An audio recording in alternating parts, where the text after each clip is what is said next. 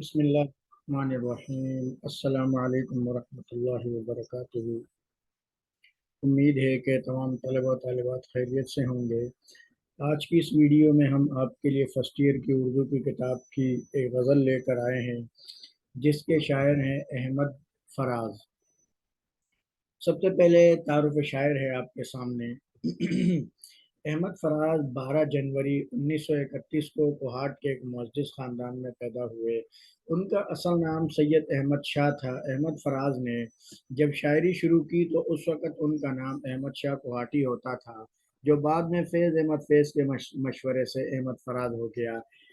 احمد فراز کی مادری زبان پشتو تھی، لیکن ابتدائی سے فراز کو اردو لکھنے اور پڑھنے کا شوق تھا۔ انہوں نے پشاور کے ایڈورڈ کالج سے فارسی اور اردو میں ایم اے کی ڈگری حاصل کی اور باضابطہ ادب و شاعری کا مطالعہ کیا۔ ہند و پاک کے مشاعروں میں احمد فراز کو بڑی محبتوں اور دلچسپی سے سنا گیا۔ آپ کی پذیرائی ہر سطح پر ہوئی اور بہت سے اعزازات و انعامات سے بھی نوازا گیا۔ آپ کو ملنے والے چند اعزازات کے نام یہ ہیں: آدم جی award, Abaseen award, Firaq Gorakhpuri award India, academy of Urdu literature award Canada, Tata award Jamshed Nagar India, Akademi Adabiyat Pakistan کا کمال فن ایوارڈ، ادب میں نمایاں کارکردگی پر ہلال امتیاز، شعری مجموعے جانا جانا، خواب گل پریشاں ہے، غزل بہانہ کرو، درد اشوق تنہا تنہا، نابینا شعر میں آئینہ، بے آواز گلی کوچوں میں، پس انداز موسم شب خون بودلک، یہ سب میری آوازیں ہیں، میرے خواب ریزہ ریزہ، اے عشق جفا پیشہ۔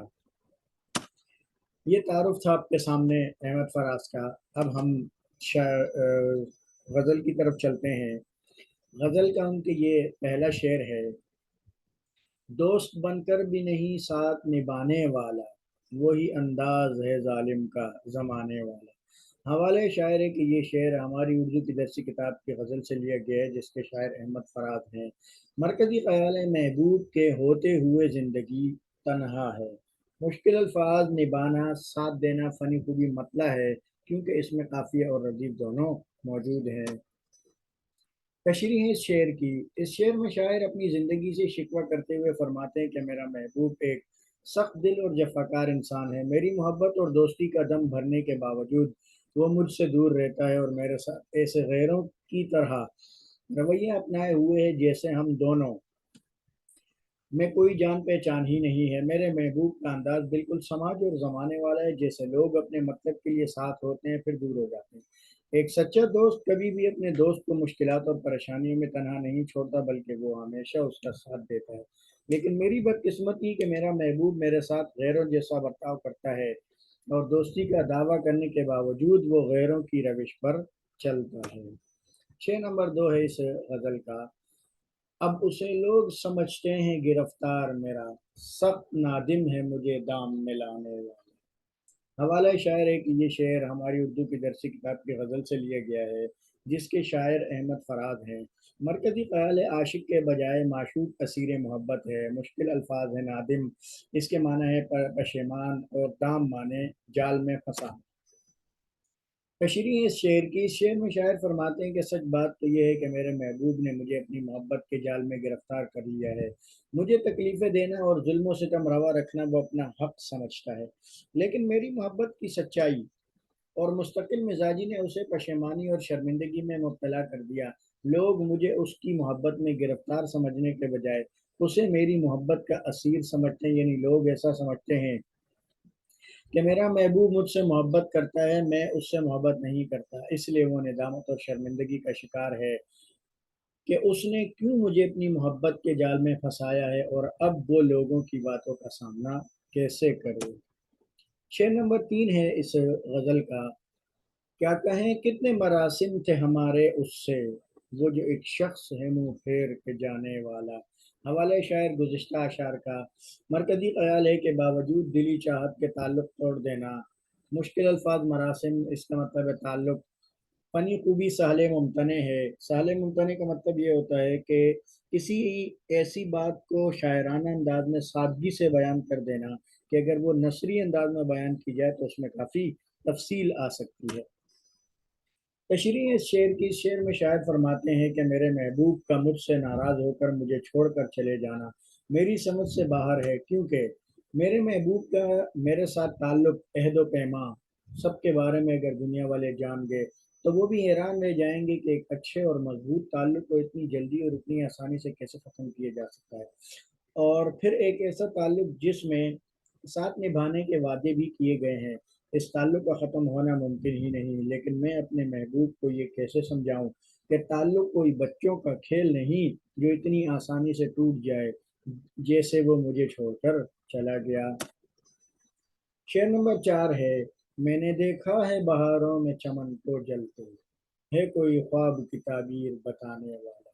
हवाला है शायर गुज़श्ता अशआर का। मरकज़ी ख़याल है ख्वाब की ताबीर पर खौफ का इजहार।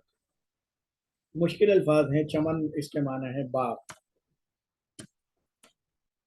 तशरीह है, इस शेर में शायर अपने ख्वाब की ताबीर से खौफजदा नज़र आ रहे हैं। इस ख्वाब का जिक्र करते हुए शायर फरमाते हैं कि मौसम बहार में एक बाग को मैंने जलता हुआ देखा, जो एक अच्छा ख्वाब नहीं है, क्योंकि शायर की मोहब्बत को इस वक्त उरूज हासिल है। वो इस बात से खौफज़दा है कि जिस तरह फूलों का एक महकता हुआ बाग ऐन बहार के मौसम में तबाह बर्बाद हो गया, मेरी मोहब्बत भी कहीं ये मेरी मोहब्बत का भी कहीं यही अंजाम ना हो जाए कि ऐन शबाब के वक्त मेरी मोहब्बत भी कहीं इख्तिताम पजीर ना हो जाए। ये शेर इस गज़ल का बेहतरीन और अनोखा शेर है, जिसे शायरी के इस्तिलाह में बैतुल गज़ल कहा जाता है। पांचवा और आखिरी शेर है इस गज़ल का, तुम तकल्लुफ़ को भी खुलूस समझते हो फराज, दोस्त होता नहीं हर हाथ मिलाने वाला। हवाला है शायर गुज़िश्ता अशआर का। मरकज़ी ख़याल, हर हाथ मिलाने वाला दोस्त नहीं होता। मुश्किल अल्फाज, तकल्लुफ़ माने बनावट, खुलूस इखलास, फ़नी खूबी मक्ता। गज़ल का आखिरी शेर। तशरीह है कि अहमद फराज का ये शेर लोगों में इतनी मकबूलियत हासिल कर चुका है कि अब ये एक ज़रबुल मसल बन गया है। इस शेर में शायर अपनी सादगी और सादा दिली का बयान करते हुए फरमाते हैं कि दुनिया में आप जहाँ जाते हैं वहाँ आपकी मुलाकात मुख्तलिफ़ किस्म के लोगों से होती है। वो एक सरसरी और आर्जी सी मुलाकात होती है जिसमें कोई ख़ास ताल्लुक़ नहीं बनता और ना ही सामने वाले को इस मुलाकात से दोस्ती का अंदाज़ा होता है। लेकिन शायर फरमाते हैं कि मेरी एक आदत है कि जिससे भी मुलाकात होती है या जिस किसी से भी मिलना मिलाना होता है, मैं सबको अपना दोस्त समझ लेता हूँ। मैंने हमेशा इस बात से नुकसान उठाया, क्योंकि आज हर जगह मतलब की यारी दोस्ती है और लोग दुश्मनियाँ भी दोस्त बनकर निभाते हैं। ऐसे में एक आर्जी और असली मुलाकात में हर किसी को दोस्त समझ लेना नुकसान से खाली नहीं है। ये थी अहमद फराज की एक गज़ल जो हमने आपके सामने मुकम्मल तशरीह और मरकज़ी ख़याल और मुश्किल अल्फाज के साथ कर दी।